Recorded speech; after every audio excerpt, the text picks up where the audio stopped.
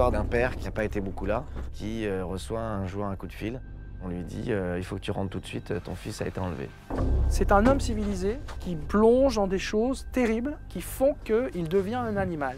C'est un vrai chien de chasse qui essaye de savoir, de comprendre ce qui s'est passé.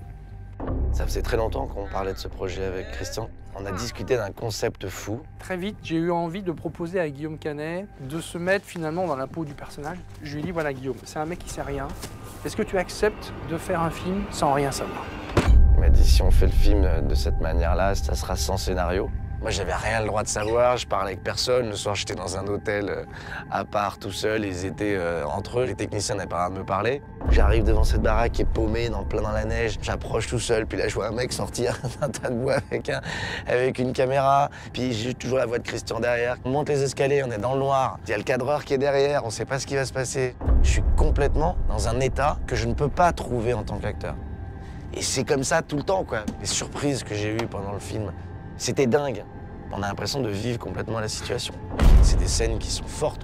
Et je m'en remets toujours pas, c'est-à-dire à chaque fois que j'en parle à quelqu'un, j'ai des frissons de repenser à ce que j'ai vécu en fait. En tant qu'acteur, j'ai jamais ressenti ça. Et pour ça, c'était une expérience extraordinaire.